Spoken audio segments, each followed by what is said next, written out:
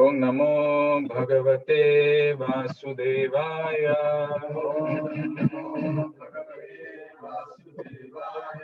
ओम नमो भगवते वासुदेवाय।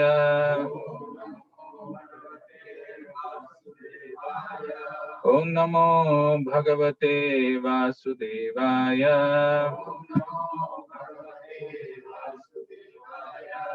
नारायणं नमस्कृत्य नरं चैव नरोत्तमं देवीं सरस्वतीं व्यासं ततो जयमुदीरये. Before reciting the Srimad Bhagavatam, which is the very means of conquest, one should offer respectful obeisances unto the personality of Godhead Narayana, unto Naranarayana Rishi, the supermost human being, unto Mother Saraswati, the goddess of learning, and unto Srila Vyasadeva, the author. Nashtaprayeshu abhadreshu nityam bhagavata sevaya bhagavati uttama shloke bhaktir bhavati naishtiki. By regular attendance in classes in the Bhagavatam and by rendering of service to the pure devotee, all that is troublesome to the heart is almost completely destroyed. And loving service unto the personality of Godhead, who is praised with transcendental songs, is established as an irrevocable fact. So today we have two verses. The first verse I'll chant myself. The second one we will chant together. First canto entitled Creation, chapter 4, appearance of Narada, text number 15.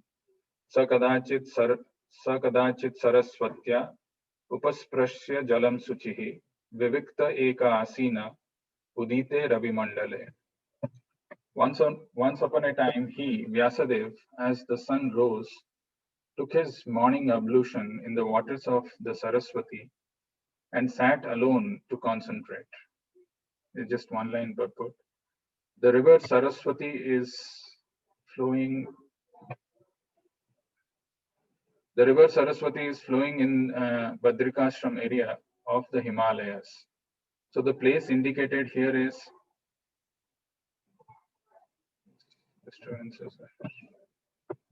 So the place indicated here is Samya Prasa in Badrikashram, where Sri Vyasadeva is residing. Let's go to the next verse. Let's chant this together. Para avara gyaha saha rishihi paravaragya sa rishihi kalena avyakta ramhasa kalena avyakta ramhasa yuga dharma vyatikaram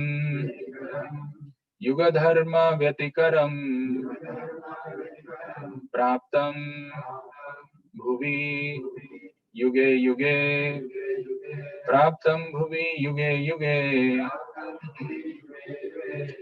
paravaragya sarishihi kalena vyaktaramhasa yuga dharma vyatikaram praptam bhuvi yuge yuge paravaragya sarishihi kalena vyaktaramhasa yuga dharma vyatikaram praptam bhuvi yuge yuge paravaragya sarishihi kalena vyaktaramhasa yuga dharma vyatikaram praptam bhuvi yuge yuge. Paravaragya sarishihi kalena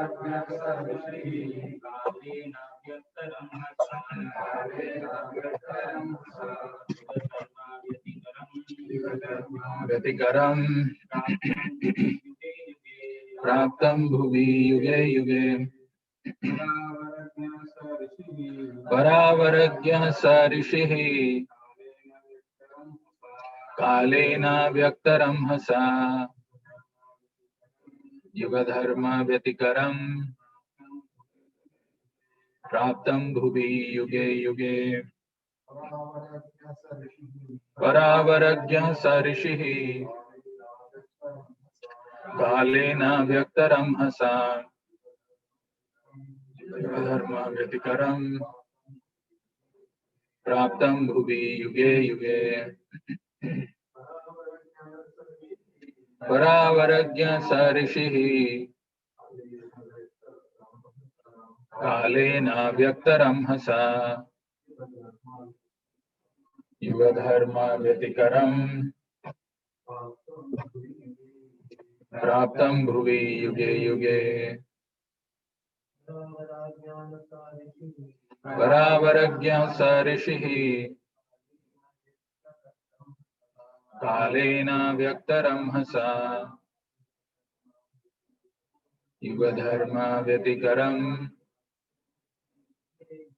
प्राप्तं भुवि युगे युगे परावरज्ञः स ऋषिः कालेन व्यक्तरंहसा युगधर्म व्यतिकरम् प्राप्तं भुवि युगे युगे परावरज्ञः स ऋषिः कालेन व्यक्तरंहसा युगधर्म व्यतिकरम् प्राप्तं भुवि युगे युगे परावरज्ञः स ऋषिः कालेन व्यक्तरंहसा युगधर्म व्यतिकरम् प्राप्तं भुवि युगे युगे ऑनलाइन परावरज्ञः स ऋषिः परावरज्ञः स ऋषिः कालेन व्यक्तरंहसा कालेन व्यक्तरंहसा युगधर्म व्यतिकरम् युगधर्म व्यतिकरम् प्राप्तं भुवि युगे युगे प्राप्तं भुवि युगे युगे परावरज्ञः स ऋषिः परावरज्ञः स ऋषिः कालेन व्यक्तरंहसा कालेन व्यक्तरंहसा युगधर्माव्यतिकरम् युगधर्म व्यतिकरम् प्राप्तं भुवि युगे युगे प्राप्तं भुवि युगे युगे परावरज्ञः स ऋषिः परावरज्ञः स ऋषिः कालेन व्यक्तरंहसा कालेन व्यक्तरंहसा युगधर्माव्यतिकरम् युगधर्म व्यतिकरम् प्राप्तं भुवि युगे युगे प्राप्तं भुवि युगे युगे जुजाति परावराज्ञः स ऋषिः परावरज्ञः स ऋषिः कालेन व्यक्तरंहसा कालेन व्यक्तरंहसा युगधर्म व्यतिकरम् युगधर्म व्यतिकरम् प्राप्तं भुवि युगे युगे प्राप्तं भुवि युगे युगे परावर past and future Jha, one who knows. Saha, he. Rishihi, Vyasadev. Kalena, by time. Abhyakta, unmanifested. Ramhasa, by great force. Yugadharma, acts in terms of the millennium. Vyatikaram, anomalies. Praptam, having accrued. Bhuvi, on the earth. Yuge, yuge, different ages. Translation and purport by His Divine Grace A.C. Bhaktivedanta Swami Srila Prabhupada. Translation. The great sage Vyasadeva saw anomalies in the duties of the millennium. This happens on the earth in different ages due to the unseen force of time. Translation with repetition. The great sage Vyasadeva saw anomalies in the duties of the millennium.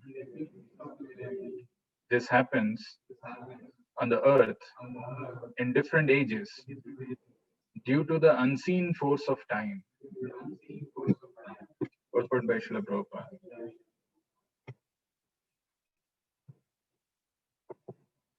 The great sages like Vyasadeva are liberated souls, and therefore they can see clearly past and future.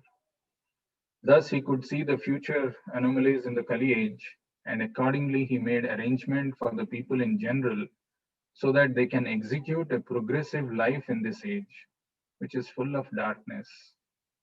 The people in general in this age of Kali are too much interested in matter, which is temporary. Because of ignorance, they are unable to evaluate the assets of life and be enlightened in spiritual knowledge. Thus ends the wonderful transcendental Bhaktivedanta purport. Om Ajnanatimidandhasya Jnananjanashalakaya Chakshurunmilitam Yena Tasmai Shri Gurave Namaha. Namo Om Vishnupadaya Krishna Pristhaya Bhutale Srimate Bhakti Vedanta Swamin Niti Namine. Namaste Saraswate Deve Gauravani Pracharine Nirvishesha Sunyavadi Paschatya Deshatarine Jai Shri Krishna Chaitanya Prabhu Nityananda Shri Advaita Gadadhara Srivasadi Gaura Bhakta Vrinda Hare Krishna Krishna Krishna Hare Hare Hare Rama Rama Rama Hare Hare.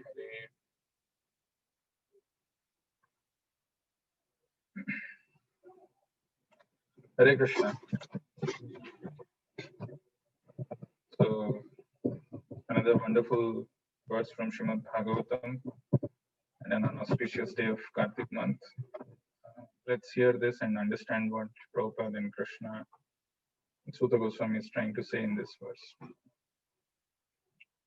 Just to do a quick recap of what we did in the last class, the verse that we took was Suta Uvacha. So important thing to note here is now Suta Goswami has started speaking. So this is in continuation what we saw today, the two verses. Suta Uvacha Dvapare Samanu Prapte Tritiye Yuga Paryaye Jatah Parasarad Yogi Vasavyam Kalaya Harehe.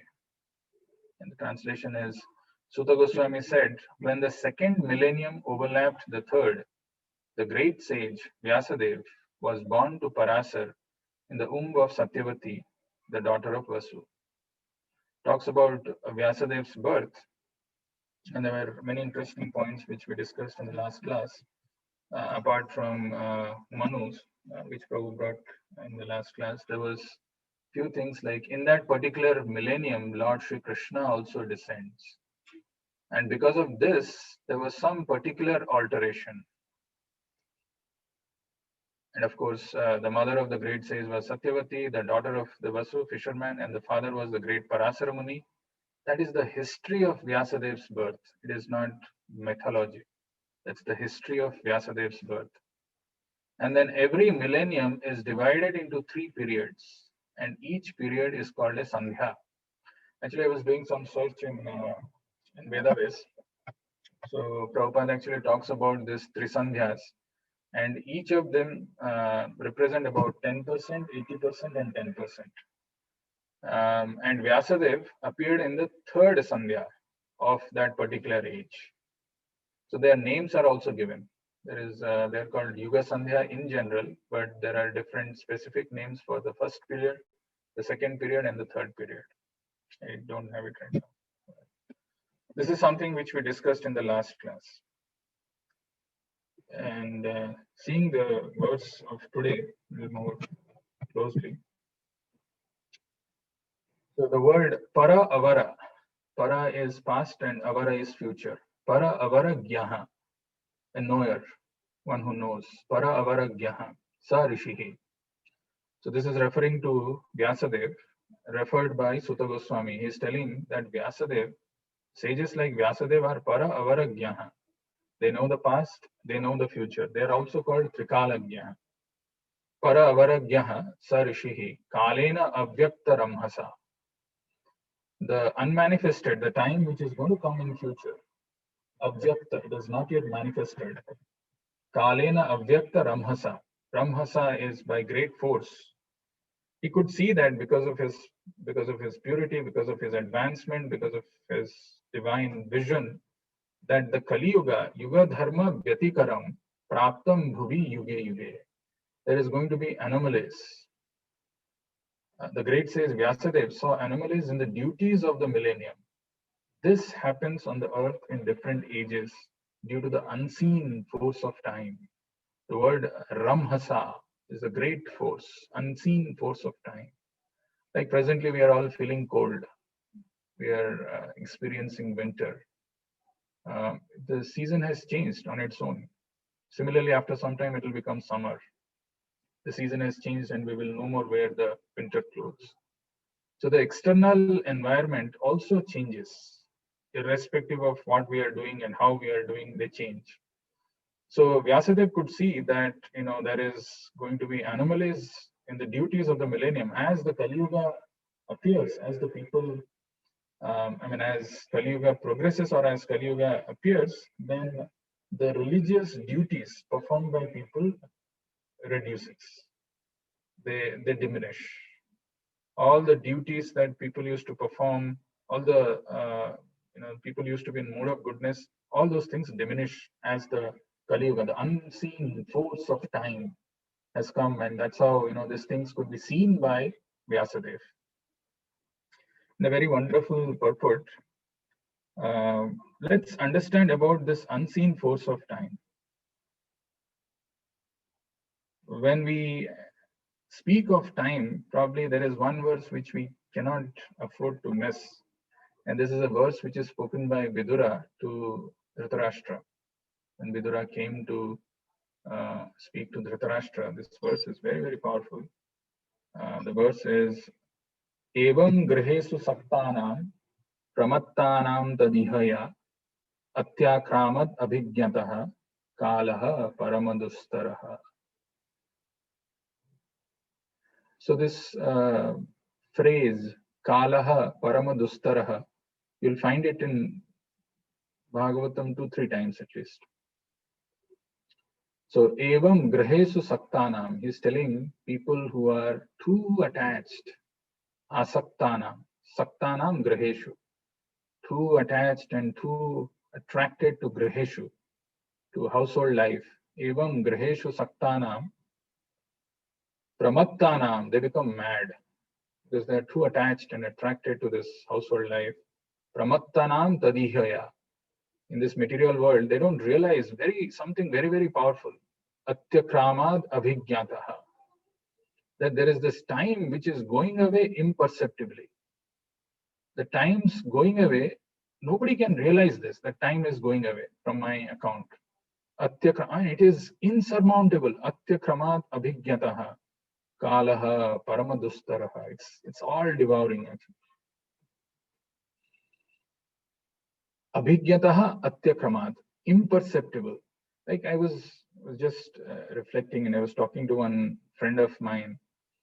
None of us, when we were in 20s, we don't want to think how will we be at 40, because we see some problem of a person who is in 40s, but we don't realize that we also ourselves have come to that stage, 40s. Similarly, somebody who is in 40s is thinking that a person who is 60 must have a lot of problems. His health will not be okay. He'll not be able to do some things. And we don't realize we are all marching. We are all running towards that age of becoming 60. Or the person who is in 60s, he's thinking, well, the person who is in 70s or 80s, how challenging it is for him, how difficult it is for him. Before he could even realize, he himself has become 70. He himself has become 80. The time passes so quickly that we don't even realize. It looks like as if yesterday we passed from our colleges and then joined our jobs, got married, had children. All these things looks very recent. But by the time we realize, now it is already 4, 5 years, 6 years, 10 years, 12 years have passed. That is why evam griheshu saptanam pramattanam tadiha. If somebody is griheshu saptanam, just attached to this household life, pramattanam, and he becomes mad, tadihaya atyakramad abhigyataha. Then he doesn't realize that the time is going away soon. It's very soon we will realize that our body has become wrinkled, the hair has become gray, diseases, and then we have to quit our body and go. Kalaha paramadustaraha. The translation is insurmountable eternal time imperceptibly overcomes those who are too much attached to family affairs and are always engrossed in their thought. Imperceptible, there are certain things which happen in our life which we don't realize, like the nails grow. We don't realize how it is growing, but we realize after a point in time that now it is time for cutting those nails. Or our hairs grow. We don't see how it grows, but it grows, and then there is a time when it comes we have to cut. Like that, the time goes, but we don't realize it. Imperceptible. Abhigyataha. Very surreptitiously it goes. It looks like as if one day, okay, what is there? If I don't do today, I can do it tomorrow. Kartik month has started. It has just started, no. But by the time we realize the Kartik month is over, we might be busy in our life, engrossed and absorbed in so many material things, considering them to be very important. But there are devotees who are alert, who are very careful, who are mindful of their absorption. Might be absorbed in in the pastimes of Radha Damodar, maybe thinking and remembering about the Govardhan pastime. They are spending time in a different ways, and that is why this alertness is time and again given in Bhagavatam to awaken us, to make us come to our real state of human existence. In another place, actually, Prabhupada says one very interesting thing from a purport. This is also in relation to time. Prabhupada is saying one should not be disturbed by the tricks of eternal time. So how the time is going to unfold, what things in outside world we have no control. But then one should not be disturbed by the tricks of eternal time. What that means is we should be very, very careful. We should continue to do our devotional activities very seriously, very sincerely every single day, not postponing it to tomorrow, not trying to do it some other time when things are settled, because that never happens. People who say that I don't have time, it is only simply a lame excuse. Doesn't matter how busy he is, there is always time for things which are important to us in our lives. So that's why Prabhupada is saying one should not be disturbed by the tricks of eternal time. But the biggest barrier which comes for us to not understand the slipping away of time from our hand is our lack of faith in the scriptures. If there is one thing that can be pointed out why we are not taking it seriously, because we don't have enough faith in the words of the scriptures, in the words of our acharyas. That's why there is a verse in Bhagavad Gita. I want all of you to pay attention to this verse. Very, very interesting verse. It comes in the 4th chapter, 40th verse. The verse is Agyascha asradadhanascha samsayatma vinashyati nayam lokosti na paro na sukham samsayatmanaha. So there are two classes, there are two categories of people who are mentioned here in this verse by Krishna. Agyascha asradadhanascha samsayatma vinashyati nayam lokosti na paro na sukham samsayatmanaha. Very interesting verse. We will read this translation and purport. There are a lot of powerful points in this. Just pay attention to this. But ignorant and faithless persons who doubt the revealed scriptures do not attain God consciousness. They fall down. For the doubting soul, there is happiness neither in this world nor in the next. And it's a beautiful purport. Out of many standard and authoritative revealed scriptures, the Bhagavad Gita is the best. Persons who are almost like animals have no faith in or knowledge of the standard revealed scriptures. And some, even though they have knowledge of or can cite passages from the revealed scriptures, have actually no faith in these words. And even though others may have faith in scriptures like Bhagavad Gita, they do not believe in or worship the personality of Godhead Sri Krishna. Such persons cannot have any standing in Krishna consciousness. They fall down. Out of all the above mentioned persons, those who have no faith and are always doubtful make no progress at all. Men without faith in God and His revealed word find no good in this world nor in the next. For them, there is no happiness whatsoever. One should therefore follow the principles of revealed scriptures with faith and thereby be raised to the platform of knowledge. Only this knowledge will help one become promoted to the transcendental platform of spiritual understanding. In other words, doubtful persons have no status whatsoever in spiritual emancipation. One should therefore follow in the footsteps of great acharyas who are in the disciplic succession and thereby attain success. So, Prabhupada actually says there are so many different ways to, give us an understanding of who are the people who do not have faith in the scriptures. Agyascha asradadhanascha samsayatma vinashyati. The word used here is vinashyati. They perish, they fall down. Nayam lokasti na paro. Neither in this planet nor in the next life. Neither in this this world nor in the next. There is no happiness for them. Nayam lokasti na paro na sukham samsayatmanaha. Because they are doubting. One may question why there is no happiness in the next world. How do you know that there is no happiness? Because the reason is in this life, we didn't surrender to Krishna. We didn't have implicit faith in the words of Krishna. That means we have served Maya. And since we have served Maya, next life, our life is going to be implicated by the modes of material nature. And there is going to be again complication. For the doubting soul, there is happiness neither in this world nor in the next. And in the purport, Prabhupada says that who are the classes of people who do not surrender, who do not have faith? First is almost like animals, have no faith in or knowledge of the standard revealed scriptures. And there are some who read, who quote the passages, but have actually no faith in these words. Just simply, we are not this body, we are spiritual. Krishna is the Supreme Lord, or Sarva Dharman. We just quote these verses, but we don't have faith in these words of Krishna.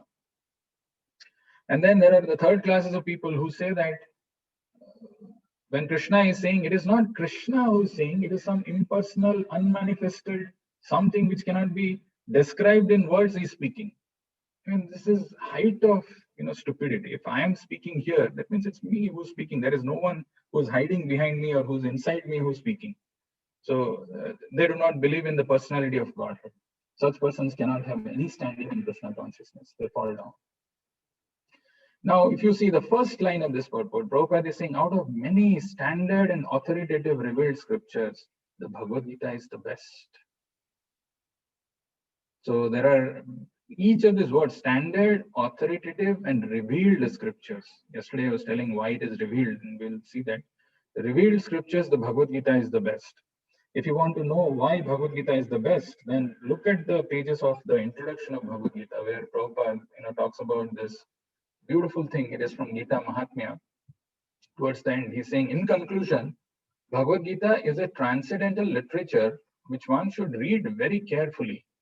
Gita Sastram idam punyam yah pathet prayatah puman. And what is the meaning of this?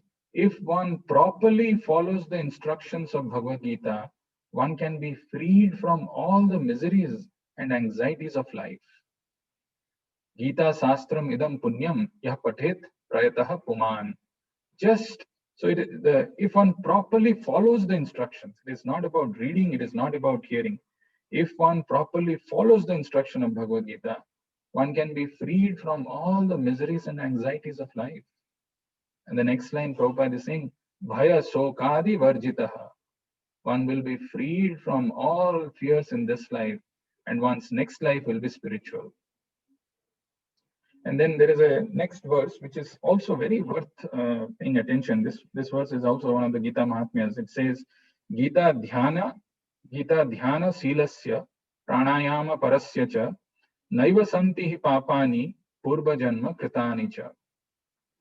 If one reads Bhagavad Gita very sincerely with all seriousness, then by the grace of the Lord, the reactions of his past misdeeds will not act upon him. The reactions of the past misdeeds will not act upon him.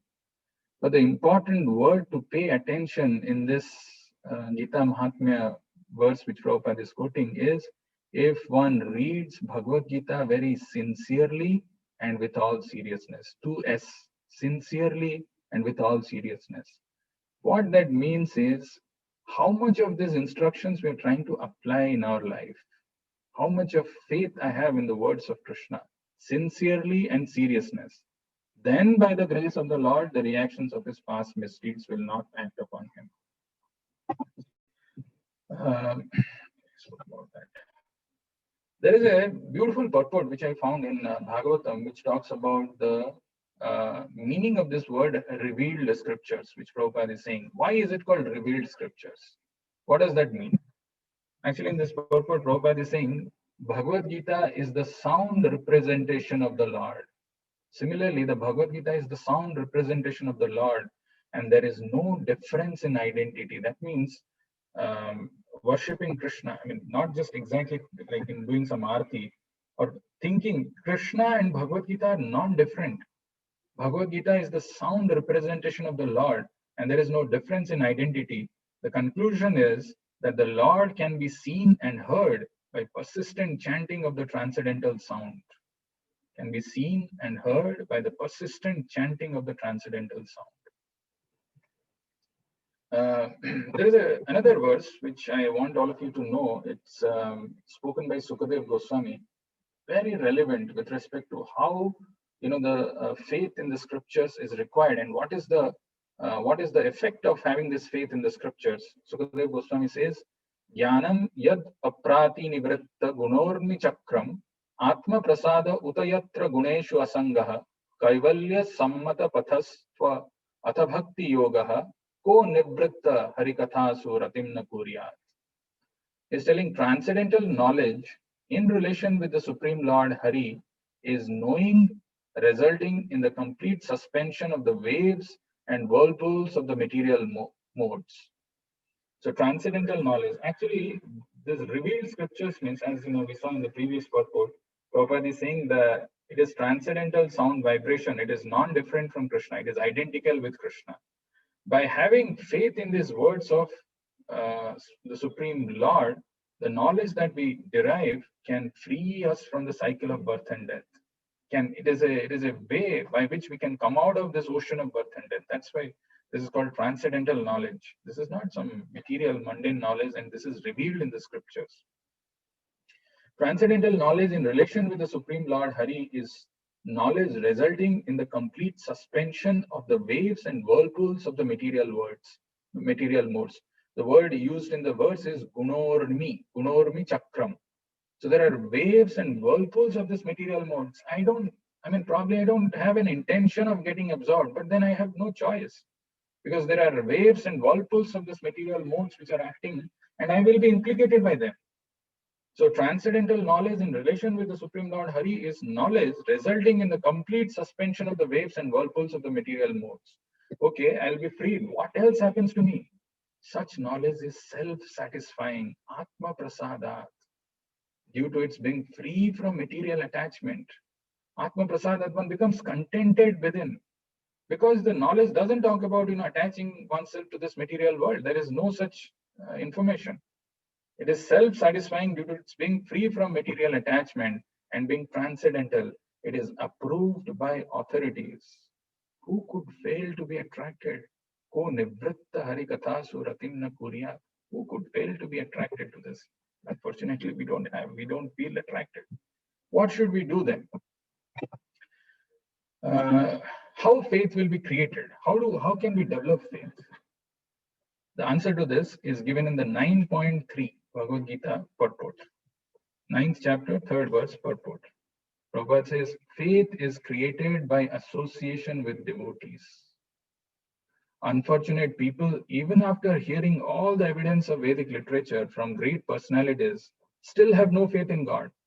They are hesitant and cannot stay fixed in the devotional service of the God. Unfortunate people, even after hearing all the evidence of Vedic literature from great personalities, still have no faith in God. If one doesn't have faith, he's saying associate with devotees. How does the faith develop when one associates with devotees? Because the devotees are trying to serve the Lord sincerely and with seriousness. Those two words that we saw. So when somebody is trying to serve the Lord sincerely and seriousness, automatically the Lord reciprocates. We know this verse in 4th chapter which says, Ye yatha mam prapadyante tam tatheva bhajamyaham. As you surrender to me, I will reciprocate. That reciprocation is actually the mercy of the Lord. And the surrendering is how much of faith we have in his words. So, Ye yatha mam prapadyante tam tatheva bhajamyaham. So when we associate with devotees, and in association doesn't mean we come and talk about some material mundane topic. Oh, what's going on? Did you think, Biden is going to do something good for us? What's going to happen? All these things is not association. Association means talking about the spiritual things, discussing the scriptures with a devotee and trying to understand it. That's how the faith in the scriptures will develop. That's how a taste in the reading scriptures will develop. Faith is created by association with devotees. Actually, there is a beautiful verse in Bhagavatam which says 3:25:25. What is that verse? Satam prasangan mama virya samvido. That verse has got so many points in the purport. We will cover that in another class, but it talks about the real intricacies of how one should associate with devotees. Wonderful purport, actually. We will see that in another class, but the thing is, faith is created by association with devotees. Unfortunate people, even after hearing all the evidence of Vedic literature from great personalities, cannot develop faith in God. They are hesitant and cannot stay fixed in the devotional service of the Lord. If you see the Chatushloki of Bhagavad Gita also, first Krishna establishes his supremacy. Aham sarvasya prabhavo, matta sarvam pravartate, iti matva bhajante mam, buddha bhava samanvitaha. So Aham Sarvasya Prabhava. He's telling who he is. He's establishing his supremacy. Immediately after that, the next verse is about association with devotees. What is that verse? Anybody knows? What is the Chatushloki second verse?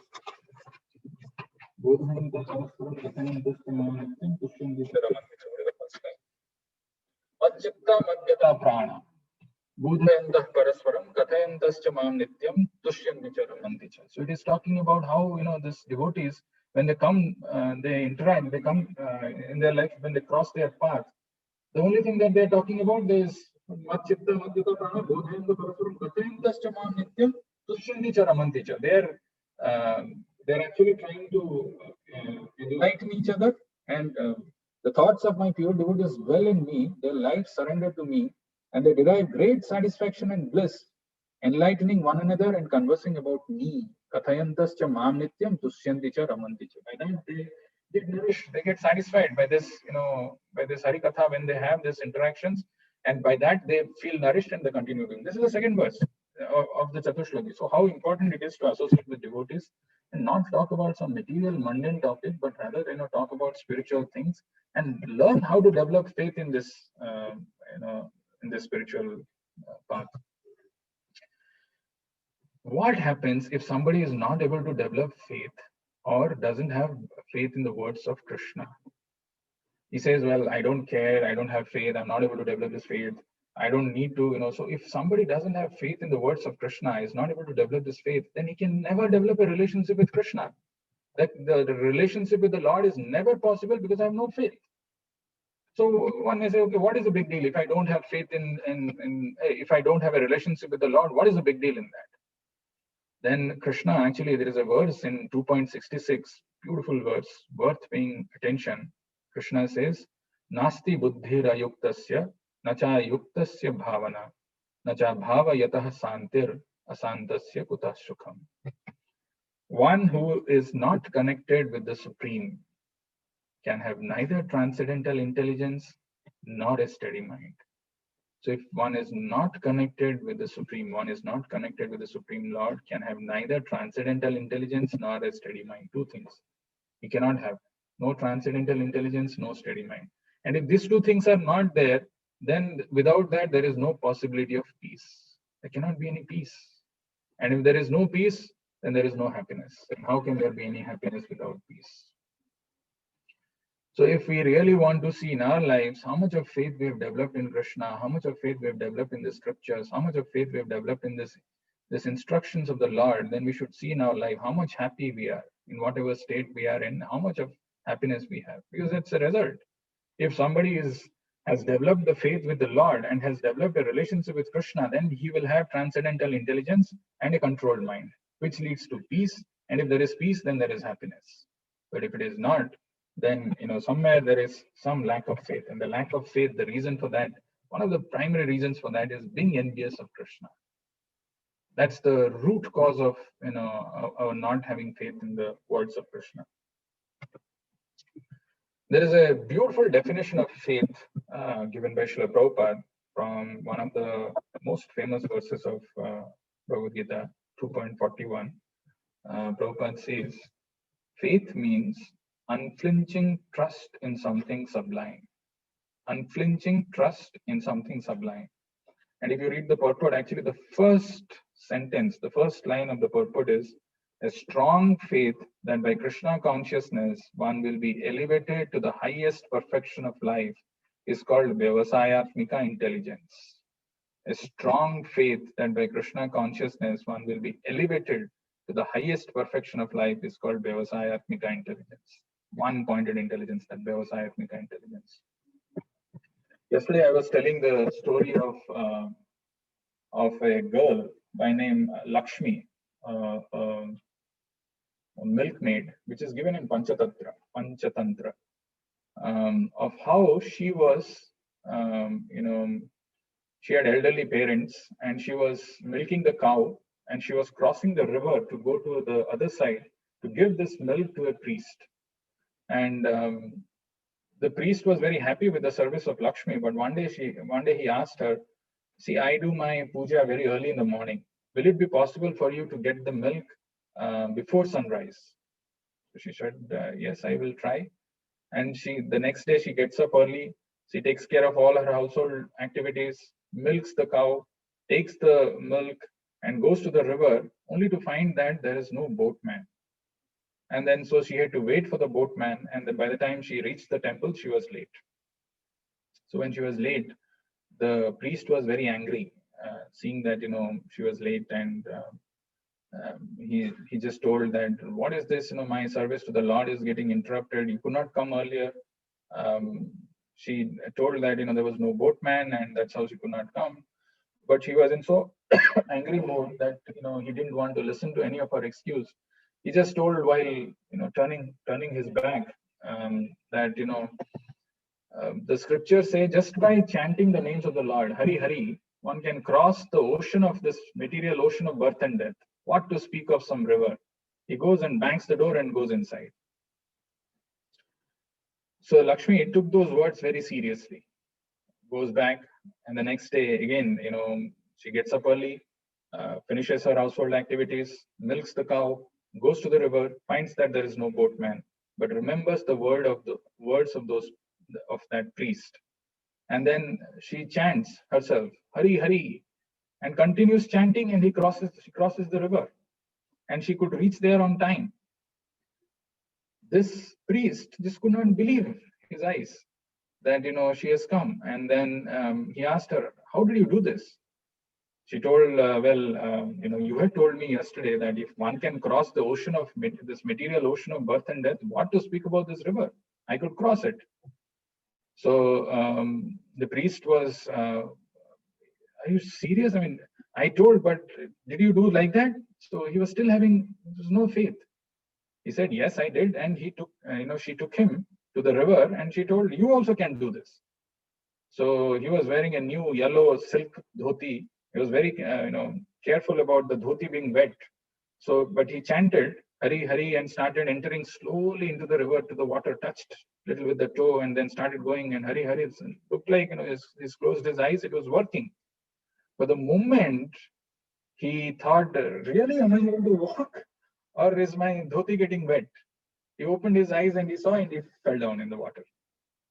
And he came back and fell down at the feet of Lakshmi, saying that all these years I've been hearing, I've been chanting, I've been reading, but I don't have faith in the words of Krishna. To illustrate this point further, there is a beautiful story which Prabhupada quotes many times, Arjunacharya, and I think you both were there in that drama. So the story of Arjunacharya is very, very, very instructive. We know this story. while writing this translation to this verse, 9.22, what is that verse starts with? Ananyas chintayanto mam yojana paripasate tesham nityabhiyuktanam yogakshema bahamyaham. So when he was writing the translation of this verse is here. Those who always worship me with exclusive devotion, meditating on my transcendental form, to them I carry what they lack and I preserve what they have. So Yamunacharya was having doubt in his mind. The word I, it is Krishna saying this: I carry what they lack and I preserve what they have. So he striked it off. I carry what they lack and I preserve what they have. He just striked it off. How the Lord himself, personally, how can he do? Maybe through his energies he can do, or through some agent he can do, but the Lord personally will do? He didn't have the faith. The verse says that Ananyas chintayanto mam ye jana paripasate tesham nityabhiyuktanam yogakshema bahamyaham. And so he had doubt and he cut that, he striked it off and went to take bath. And then before that he had gone to actually beg from, he used to beg, and whatever he used to get, with that, his wife used to cook. He went there and nothing happened, and he's searching all over, trying to find something. But in the meantime, what has happened, his wife saw there were two young boys who had come with sacks of grains and vegetables, and they gave it. So when she asked, who are you? They told that we are actually disciples of Arjunacharya, and he asked us to carry this. So he said, my husband has disciples I never knew, and he is asking you to carry. I just can't believe it. So he said, yes. Then he said, okay, and then why don't you stay here and take some prasadam and go? Said, no, we don't want to stay here, because if your husband sees us, then he'll again beat us. And he said, he'll beat you? Why will he beat you? He has already beaten us. They showed their back, and there were whatever those scratches he had done, those marks were there on their, like somebody has whipped them or something. So she was again more shocked. How is it possible that these two young boys are beaten up by my husband? But anyways, they didn't stay there. They just left the scene immediately because they were scared of her husband. And when Arjunacharya when he came back home, and he went and take bath, and he came and he saw that his wife has prepared nice food items, and she was about to serve, and he asked, where did you get this? He said, what do you mean by where did you get this? Today you are behaving very weird. Actually, some two disciples of yours you had, I never knew about them. They brought this, and then they showed their back that you've beaten them, and now you are asking me, where did you get this? So Arjunacharya thought for a while, and then he went to the place where he was translating, and he saw that the translation where he had striked off has been removed. And by hearing the description of those two boys who came, he realized that it is Krishna and Balaram, and how unfortunate he was that he could not see this, but his wife, who was very simple, who could see the Lord, she had faith in the words, and she could see the Lord personally. So Krishna says, Yogakshema bahamyaham. I take care of what you lack. Such a wonderful verse. Ananyas chintayanto mam ye jana paripasate tesham nityabhiyuktanam yogakshemam bahamyaham. I carry what they lack and I preserve what they have.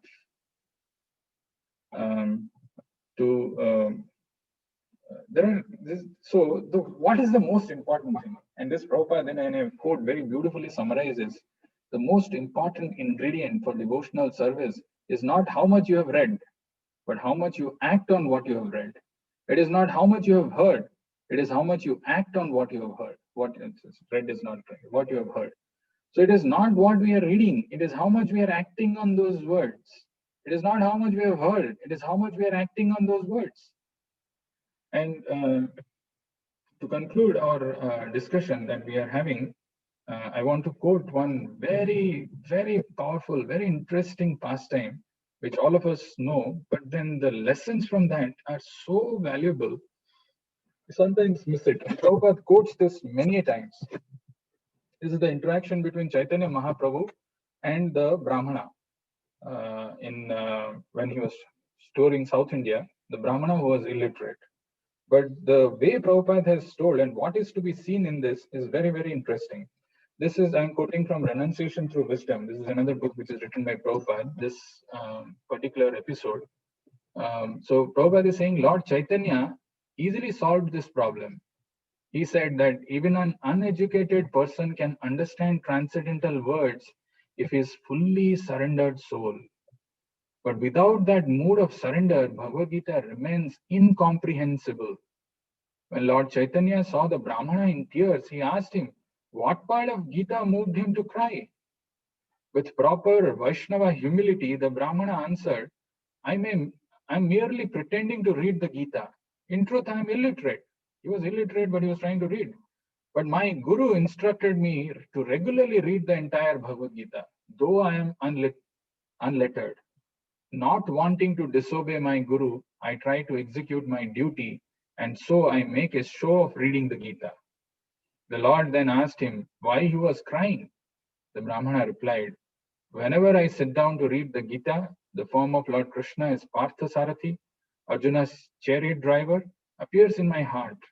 As soon as I see this form, I immediately remember how the Lord is Bhakta Vatsala, especially kind to his devotees. This thought makes me cry. The Mayavadis are always eager to merge with the non-dual Supreme Brahman and become God. But their small brains cannot understand how the Supreme Personality of Godhead can become the charioteer of his devotee and carry out his orders. In truth, the Supreme Lord and the Jivas are eternally related, and because of this relationship, many wonderful things are possible. But the Mayavadis cannot understand this truth, and many who have tried to make them understand have failed miserably. In the Shruti, Shvetasvatar Upanishad, this is a very beautiful and powerful word. Prabhupada quotes, we find this statement, Yasya deve para bhaktir yatha deve tatha guru, tasyaita kathita hi artho, what is that? Prakasante mahatmano. So the meaning of this, only unto those great souls who have implicit faith in both the Lord and the spiritual master. Yasya deve para bhaktir yatha deve tatha guru. All the imports of Vedic knowledge are automatically revealed. You see, in this wonderful pastime, this illiterate Brahmana was just trying to follow the instruction of his Guru. Even though he was unlettered, he didn't know, his Guru had asked him to read, he was reading that. And by just having implicit faith in both the Lord and the spiritual master, all the imports of Vedic knowledge are automatically revealed. In another lecture, actually, Prabhupada talks about this wonderful pastime. And one last point which he mentions in that same pastime, Prabhupada is saying, I have narrated several times the story of a Brahmana in South India. He was illiterate and he was reading the Bhagavad Gita. So his friends, village friends, they knew that this man is illiterate. How he can read Bhagavad Gita? So they were criticizing. Hello, Brahmana, how are you reading Bhagavad Gita? Prabhupada is making it up, actually. This is beautiful. This is a conversation. He's taking sides. So he did not say anything because he knew that these friends are criticizing me because I'm illiterate. He knows. So when Chaitanya Mahaprabhu came there, Chaitanya Mahaprabhu was attracted. He was illiterate and he was reading Bhagavad Gita. And Chaitanya Mahaprabhu was attracted. Just see. So Chaitanya Mahaprabhu inquired. If you hear the lecture, Prabhupada does the impersonation of Chaitanya Mahaprabhu and Brahmana in the conversation. So Chaitanya Mahaprabhu inquired, my dear Brahmana, what are you reading? So he also could understand that here is a person who has not come to criticize me. He is serious. This is the Brahmana. He's thinking, no, he's a person who has come not to criticize, and he's serious. So Brahmana responds, yes, sir, I'm reading Bhagavad Gita, but I'm illiterate. I'm illiterate. Then Chaitanya Mahaprabhu asks, so what are you reading? So I'm simply turning the pages. I cannot read anything. Then why are you reading if you cannot? So my Guru Maharaj ordered me. My Guru Maharaj asked me that you shall read Bhagavad Gita daily, 18 chapters. Guru Maharaj knew him that he is illiterate, but still ordered. This is called Guru Mukha Padma Vakya Chittite Korya Aikya. Arna koriho mane asa. This is what we sing every day. We're not singing every day, we're singing at least on Sundays. Guru Mukha Padma Vakya Chittite Koriya Aikya Arna Koriho mane asa. This is called firm faith in Guru. Guru ordered him that you read. Guru must know him that he is illiterate. So what he will read? Why Guru is ordering him? But because he had firm faith in Guru and he was trying to read, Chaitanya Mahaprabhu came to see him.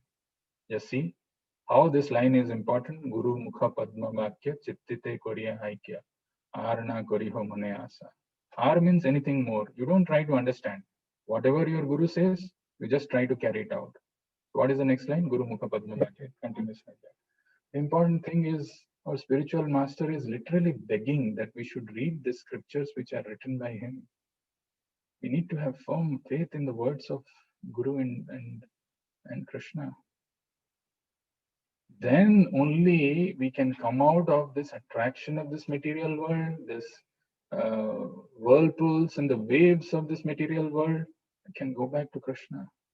But the more we go away from it, the more we try to be absorbed in material things, the more we try to concoct things in our mind and think how I can enjoy, the more and more we get implicated in this material world. These are some of the points with respect to this verse. I'll stop here and see if you have any comments or questions. Okay, I had one last thing. Okay. You see this wonderful pastime of Narasimhadev killing Hiranyakashipu. Look at the contrast between Hiranyakashipu and Prahlad. Prahlad Maharaj, because of his devotion, because of his faith in the words of Narad Muni, could see the Lord everywhere. Everywhere he could perceive the presence of the Lord. Whereas Hiranyakashipu, who was demoniac, could not see where is the Lord. Even the Lord is appearing in front of him, he is not able to acknowledge. And he had this terrible death, like a demon. So these are some of the important things from this verse. I'll stop here and see if you have any questions.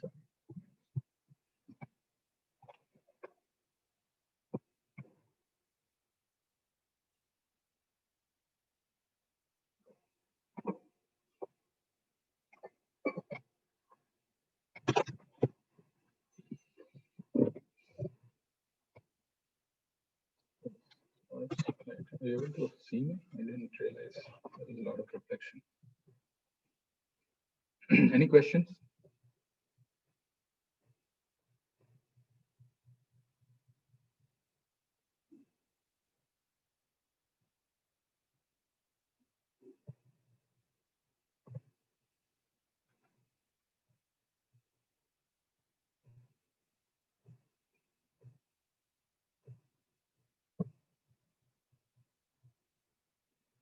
All right, no questions. We'll stop here. Granthra Srimad Bhagavatam ki Jagat Guru Srila Prabhupada ki, my God,